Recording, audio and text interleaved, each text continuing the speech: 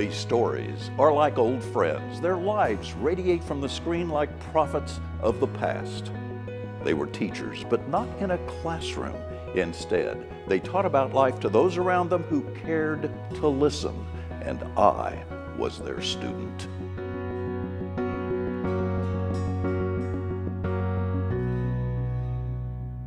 It is a cycle we've seen play out over and over through the decades. Layoffs and hirings, factory closures and openings. Yeah, life as a blue-collar Kansan has its share of uncertainty, especially in a small town. Such was the case in 1986 for Mark and Dana Jennings and their co-workers in Winfield. I don't think you can really prepare for it. I think, you know, like I said, they give you a little bit of warning, and then when it really happens, then it starts sinking in that, hey, I'm not going to get up and go to work tomorrow. The Binney & Smith Crayola plant in Winfield announced this week that a portion of the company's operations would be moved to their home office in Easton, Pennsylvania. That was not good news for the folks who live in this home in rural Cowley County. Mark and Dana Jennings both work for the company. Dana knows she's out of a job, and Mark is pretty sure he's on the list. In my personal case, which is not as bad as some of them, I will sell the van. I may sell the house, depending upon how I find work. And like Mark said, we're one of the lucky ones. We've saved and we've put quite a bit back, but it goes out if you don't get a job pretty soon. Just last month, St. John's College announced it would close, a loss of 65 jobs. Now, Binney & Smith is cutting back. At City Hall, City Manager David Warren is paid to be the town's cheerleader. That's difficult in a small community where every store is affected. During the past year and a half, the community has attracted several new companies and others have expanded. But in the past few weeks, 160 jobs have been lost. Still, city officials are optimistic. Yes, I am, really. I think that it's be some temporary dislocations. It'll slow people down in their planning, but I feel that overall we'll recover from it. The Binney & Smith Company will continue to make Crayola crayons in Winfield, and families like the Jennings will adjust. As they told me, God is guiding them, and they'll recover. 35 years later, Dana says God did good indeed with them, and they did recover. As it turned out, Dana was laid off, but Mark wasn't. He was moved to a different department. But a short time later, they left Kansas when Mark took a job in Montana. He is now a Wyoming state legislator. There is what he looks like now. Imagine the twists and turns in life when you think a layoff is going to be a terrible thing, and it turns out to be a life-changing thing, a moving thing. And now he is a legislator. And a wonderful thing. And he would have never been a state legislator if he hadn't been laid off. It's magic what happens sometimes. I love that. By the way, the factory closed altogether in 1997. Yeah. Other stuff has moved in there and Winfield's happy. All right. Well, the only alternative to getting old, of course, is dying young, and nobody wants that. Nobody does. So there comes a point in most of our lives when our parents can no longer care for themselves. Then comes the question, what do we do now? In 1984, Larry came across a man who said this situation is a no-brainer, and it wasn't just talk. We get lots of letters here at Cake Television from people wanting us to cover various stories, and one letter recently really caught my eye. It was about a Wichita man who had to make a decision. His decision was to give up his career, to give up much of his personal life, and to stay home and to take care of his parents. Now, Wichitan Don Ziegler spends a lot of time at home. As he works outside, his mother waits inside. Because of her health, she is totally dependent on Don. 24 hours a day, 7 days a week, month after month. In 1979, Don had a decision to make. He was 42 years old and in the prime of his career. But he decided to come home, to live with his parents and to care for them. He believed that they were his responsibility, not a nursing home's, not a state agency's, but his. His father later died, but his mother now requires total care. Her life is now his life. Yeah, sometimes you get tired of staying at home all the time, but to stop and think about it, well, it's not all that bad. Why isn't it? Well, you only have one set of parents. You only have one dad and one mother, and when they're gone, they're gone. And I know I'm lucky to have him here. If I didn't have, I'd probably be in a care home someplace. People need contact. They need to be together and care. Actually, I think it ought to be mandatory that people, while I know it can't, I think people should be made, they should have to go and spend more time with their parents and with older people. What Ziegler is advocating is a return to the time when the extended family was the norm. In other countries, it still is. Now, Ziegler says, we reach out and touch someone by phone, and that, he says, is a poor substitute for a personal visit. The way I look at it, I'm lucky I had parents. There's a lot of people that never knew their parents. I think he enjoys being here, too. It hasn't always been easy for Don, but the fact is, the effort was made, and now his message is clear. Maybe you might think they're not your responsibility, but they are. You're obligated to those people. They love you. You're obligated to take care of those people. Whether you think you are or not, they're your parents. Go to them. Be with them. Because when they're gone, well, they're gone. Don Ziegler, at home again and happy. This is Larry Hatteberg. After his mother passed away, Don resumed his career as a full-time florist. He passed away in 2015 at age 78. But the lesson he teaches us lives on, and it's even more true today as our parents are living longer and longer lives, and we're going to live longer and longer lives, and it's just so important. And Larry, incredible. Well, that's why I like doing these stories, is we learn from each other. We learn from Don. We learn from other people. And these stories are really an educational process for the rest of us. Absolutely. Vacant, dilapidated buildings are an eyesore, and they don't present the best image for any town. Well, that was the dilemma facing Calker City, Kansas. Well, the solution came from an artist named Cher Olson. As you come into town, you'll see the big water tower that says Calker on the right. Well, the neat thing about my studio is that we're just right across the street from the ball of twine, the world's largest ball of twine. That twine put Calker City on the map.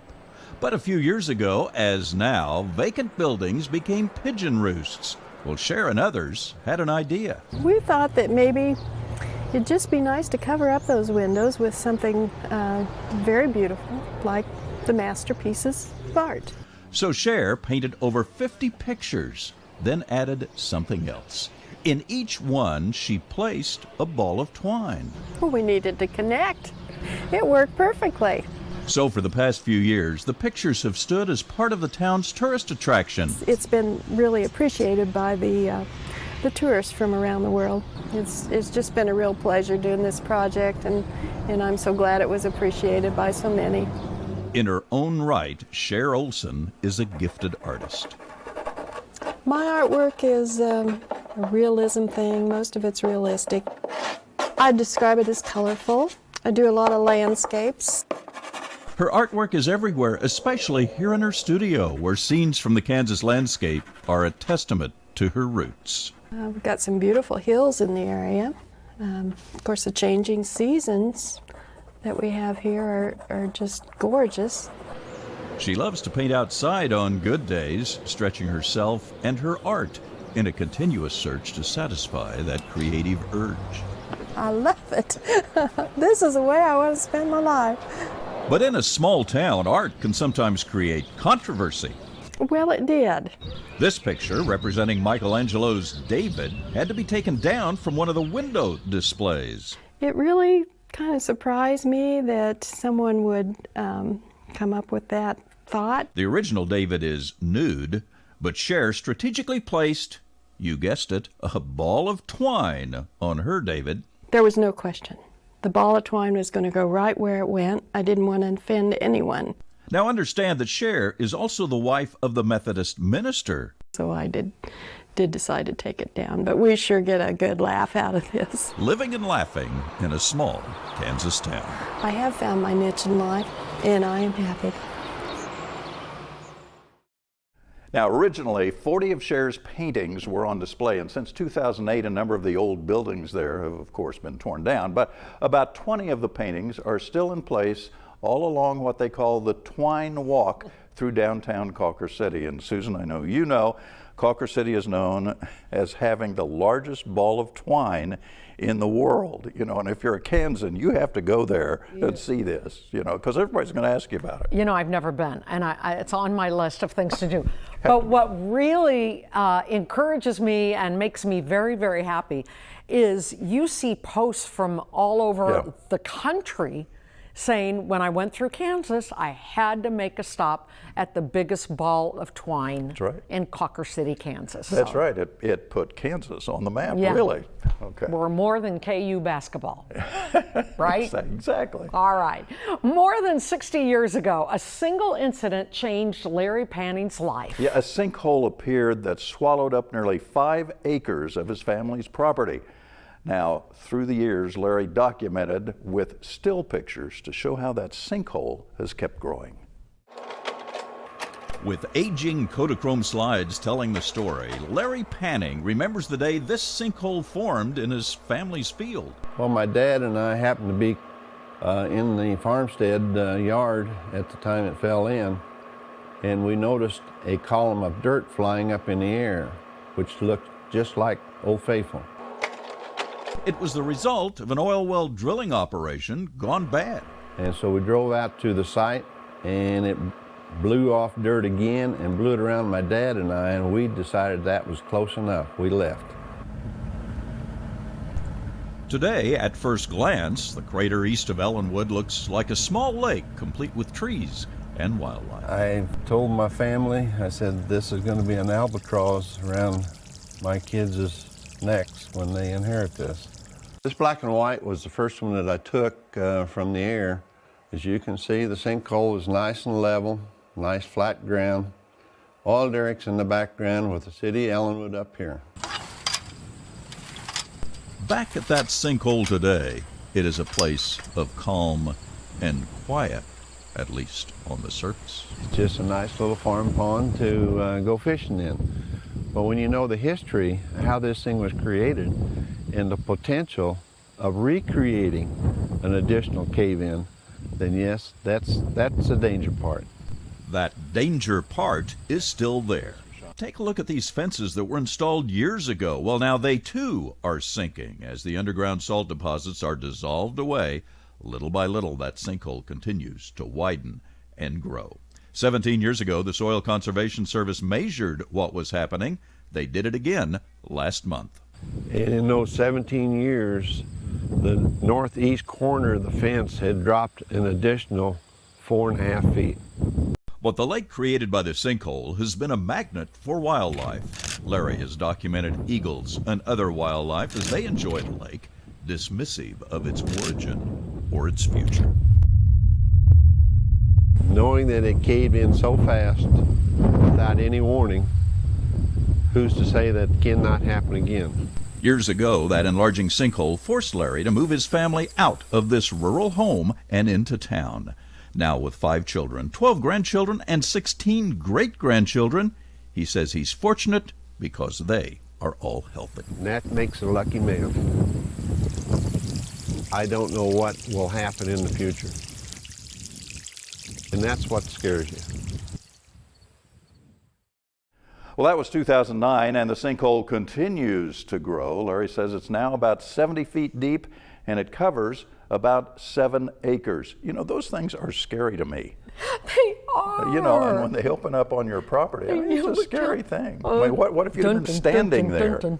Yeah, exactly. You know, it's almost like the movie Jaws. Okay, I have an idea for Larry, though. He should open up a tourist attraction and call it the second biggest sinkhole in the country is in Kansas, maybe. There you go. I don't know. The family says, though, people can see it from the road, but they are asking everyone to please stay off the property because of the danger. Of course, there's a danger because it's still growing. Well, they don't have to tell me twice. Yeah, I don't want to be on that. But it's very interesting, Yeah. you know, if you see it. All right. The greatest generation has also become the vanishing generation as time marches on. Yeah, it was a generation of genuine heroes, including Forrest Robinson. In later years, Reverend Robinson had a long and distinguished career as a minister. But in World War II, he helped liberate prisoners from a Nazi concentration camp. It was the most devastating experience of my life. World War II, April 12, 1945. Winfield resident Forrest Robinson was in the infantry walking along a road in Germany. We were moving toward the town of Nordhausen, and we suddenly found a terrible stench. We suddenly realized what it was. It was a concentration camp. It was impossible to fully realize the horror of the Nazi concentration camps. The liberating Allied armies learned the incredible truth that man had indeed sunk below the level of animal bestiality. The British and American soldiers were dazed by what they saw. With many, many human bodies, 1,200 of them, rotting in the sun, emaciated, mutilated, I felt utterly decimated. I felt there was nothing I could do. I suddenly lifted my head to the heavens and cried curses against God. 62 years later, at nearly 85, Forrest and his wife Betty Jean live quietly in Winfield, a world and a lifetime away from the horror of concentration camps and war. But it also gave me a great sense of impatience with the wrong that there is in the world. The infamous concentration camps had defied all human decency. They were monuments to the real Nazi Superman. In the concentration camps, Forrest Robinson may have cursed God for man's inhumanity to man, but God wasn't through with him. As church bells tolled of the war's end, Robinson stopped in a German church. And I heard in my heart the lines from the 46th Psalm, "Be still and know that I am God." He became a United Methodist minister, even ran for governor. But one thing never left his memory. Are these two pictures that he took at the concentration camps on that fateful day in 1945? Too vivid. A few years ago, he visited the United States Holocaust Memorial in Washington. It then became clear what he must do. I realized that with the rising anti-Semitism around the world that I had to tell my story. Because today, he knows there are those who believe it was a hoax. I say, where were you? How could you know? I was there.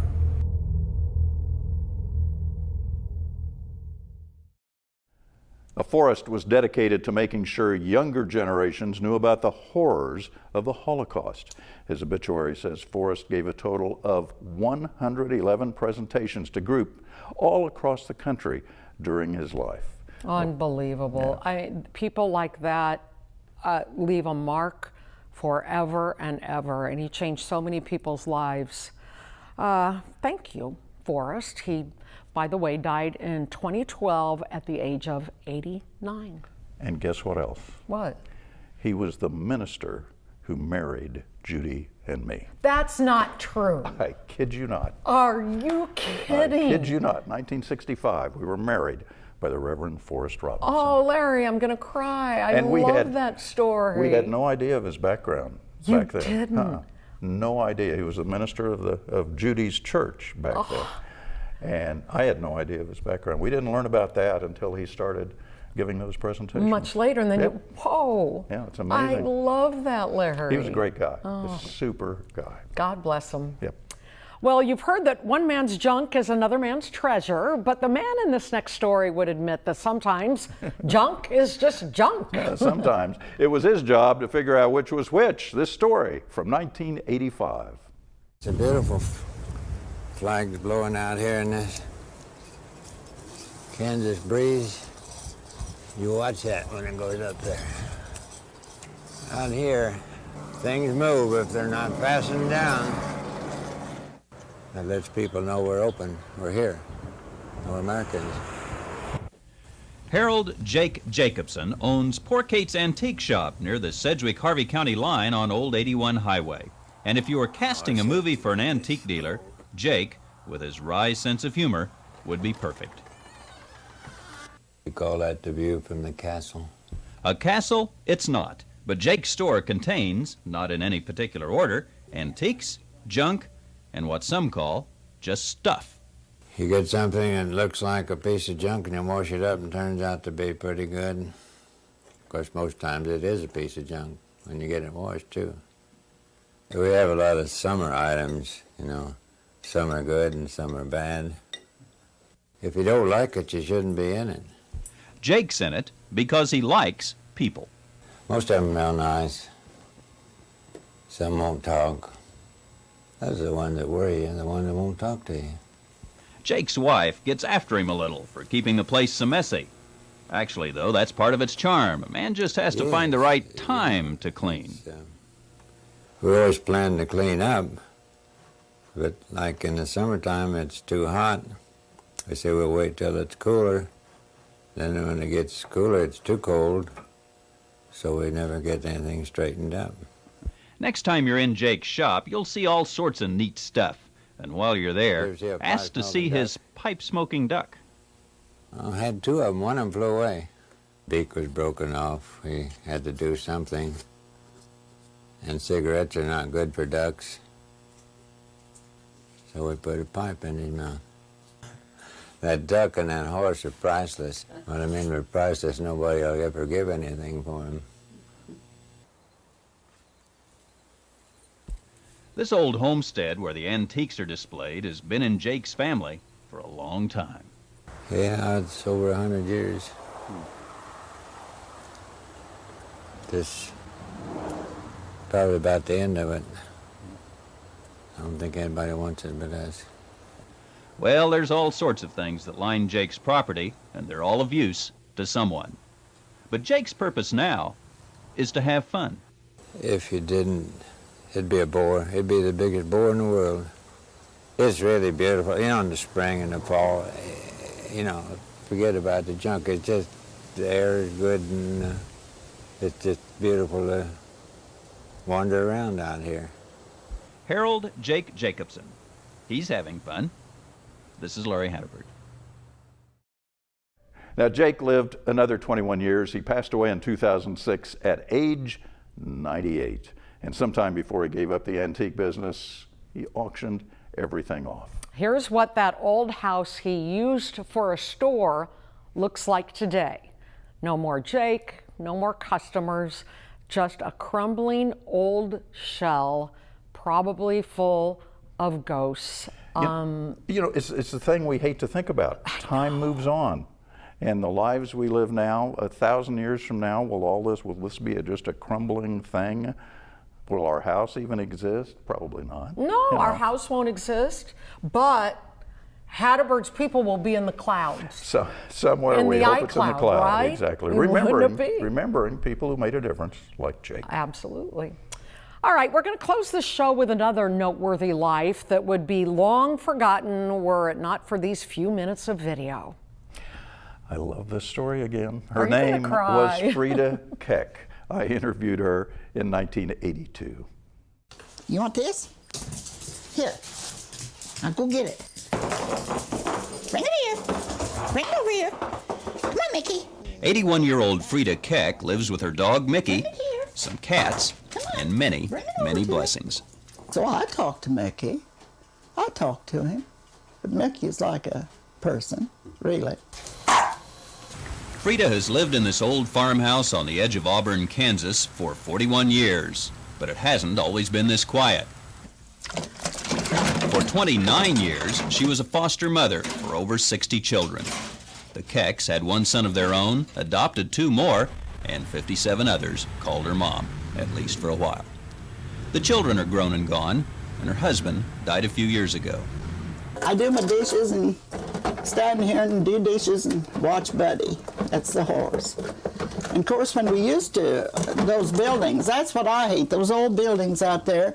Used to be calves and pigs and geese and chickens and turkeys, and that makes me feel bad when I look out and I can't see those things. There are those misty moments when Frida thinks about the past, but fortunately, those are few. Now her home boasts the purr of a cat as well as the bark of a dog. The animals have replaced the children. Cats don't sleep on the table. No, cats don't sleep on the table. Frida's life is still busy. She's active in church, loves to sew, and gets frequent visits from her sons and grandchildren. But despite the lack of foster children racing down the lane behind the house, Frida's life is still full, but a little quieter. I hope I stay here as long as I live. But I do. I know I'm happy. And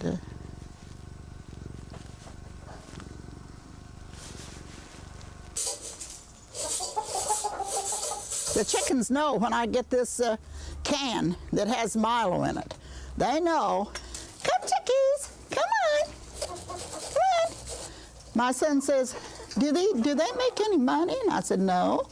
He said, what do you keep them for? They're my therapy. You know, I wouldn't go outside at all if I didn't have to come out and look after these chickens. Someone once asked Frida if she'd move to a retirement center. Her answer, only if I can take my animals, sewing machine, and piano.